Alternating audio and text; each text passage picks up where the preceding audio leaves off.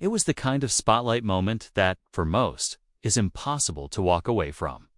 A gilded seat at America's cultural pantheon, the Kennedy Center, honors offered in a golden envelope from the White House itself.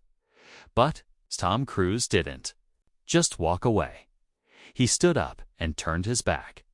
This is the untold story of how one of the world's most powerful movie stars shocked Washington, stirred Hollywood, and humiliated a sitting U.S. president by saying no.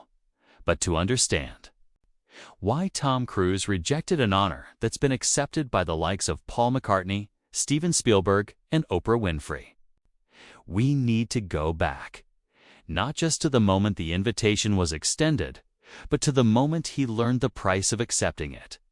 It was the summer of 2019. Washington, D.C. was sweltering.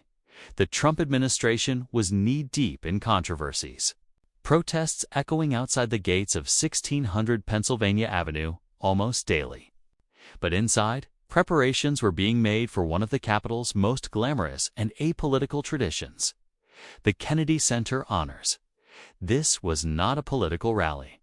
This was art, culture, excellence. And they wanted Tom Cruise. It seemed perfect. After decades of box office supremacy, from Top Gun to Mission Impossible, Cruise was no longer just a movie star. He was an institution, a symbol, a legend. And yet, behind the scenes, that polished smile began to fade. Cruise had always been very careful with politics, laser-focused, media-trained, publicly silent on partisan divides. For years, people had dug, searched, speculated, but he remained an enigma. The invitation was flattering. The optics carefully curated. A well-publicized honor bestowed in a golden ballroom, shoulder to shoulder with Washington elites. Televised across America, but Cruise saw something others didn't. A trap. The Kennedy Center Honors had never been this controversial. But during Trump's presidency, lines were being drawn faster than anyone could erase them. Artists like LL Cool J and Gloria Estefan had tried to navigate the terrain carefully. But that year, rumors were spreading fast. This wasn't just about achievement, it was about allegiance. Several high-profile nominees were already backing out behind closed doors. Calls were made, emails leaked. Whispers got louder. Tom Cruise was next in line. But what most people never saw, what wasn't in the press releases or red carpet coverage, was the conversation that took place in June of that year. An informal call, a confirmation. "Congratulations, Tom. The president's office has approved the panel's recommendation. We're thrilled." He nodded politely, listened, then paused, and said, "I want to think about it." In that moment, the temperature in the room shifted. He wasn't supposed to hesitate, because this wasn't just an award. This was an invitation to stand with the administration. And Cruise saw the headlines before they were even written. Tom Cruise stands beside Donald Trump. Hollywood action hero supports White House publicly. Hollywood, oh, they noticed. Every studio head, every director, every agent, because when Tom Cruise said no to the White House, it wasn't just rejecting a political handshake. He was sending a message about loyalty, integrity, and power. It didn't make him louder.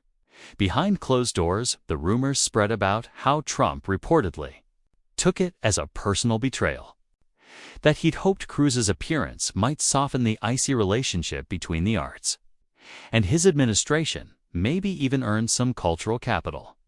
But instead, it was a cinematic rejection, one that left the most media-obsessed president in modern history publicly ghosted, without even a headline to hide behind.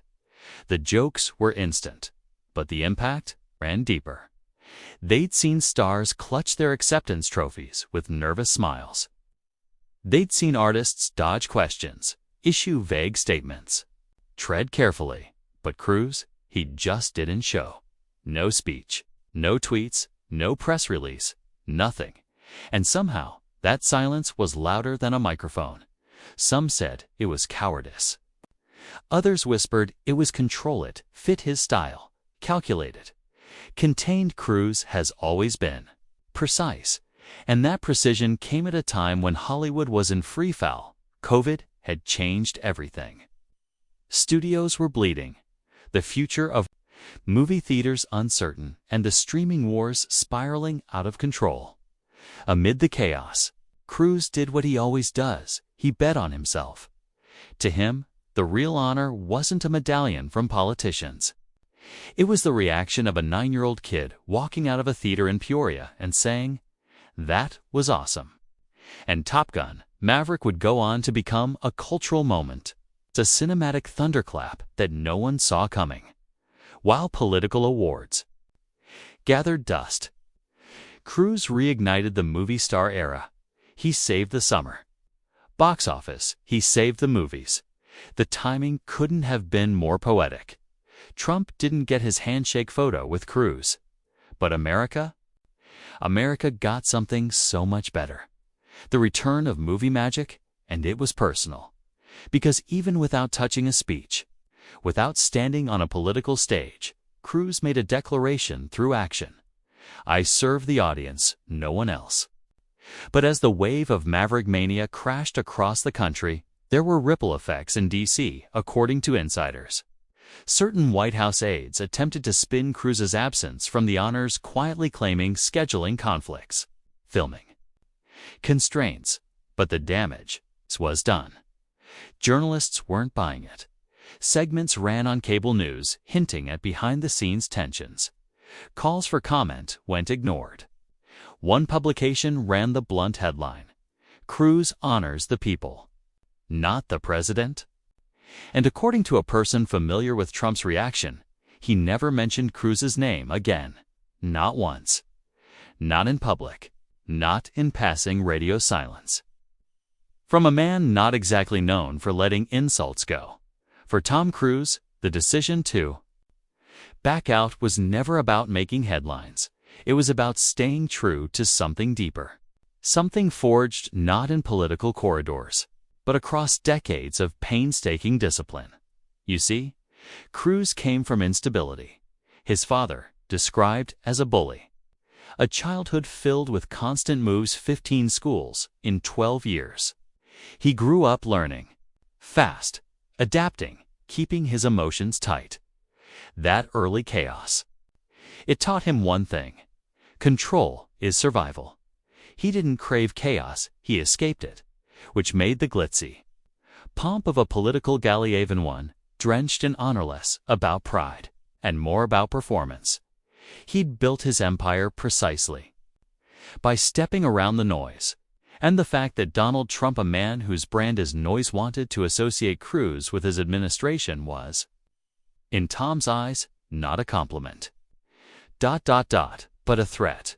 You must understand, every move Cruise makes is part of a larger choreography. A finely tuned mission literally impossible for others to pull off. And in that mission, staying apolitical wasn't an oversight. It was a vow in avoiding the Kennedy Center stage. He took a gamble on something few in Hollywood are willing to bet on. Silence, not a tweet, not an Instagram caption, not even a publicist's clever statement, just ... gone. And in that space, he allowed others to speak. Jon Stewart, George Clooney, and U2 all honored that year. Each made headlines for speeches, comments, appearances. But Cruise's absence became the main event. Even in not appearing, he dominated the room. Think about that. Critics couldn't decide if he was brave or careful, strategist or coward, but fans, they didn't care. He hadn't chosen red or blue. He chose them, the audience. Tom Cruise understood something fundamental about the Kennedy Center moment. If you choose to step into a politicized arena, someone will always try to own you. He wanted to belong to no one, to serve no one except the story, the spectacle, and the screen. And ironically, by refusing the spotlight, Cruise became more spotlighted than ever. Years later, as political tides shifted and new administrations took power, whispers began again. Could Cruise be renominated? Would he finally accept?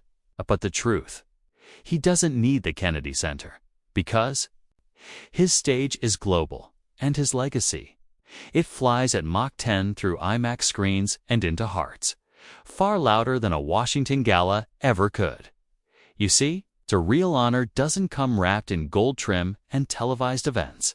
It comes in the form of pure, unscripted admiration, in the way audiences react to seeing him sprint across rooftops, dangle from planes, smile through stunt doubles, in the way he chose principle over praise without ever needing applause for it. That's what makes Tom Cruise different.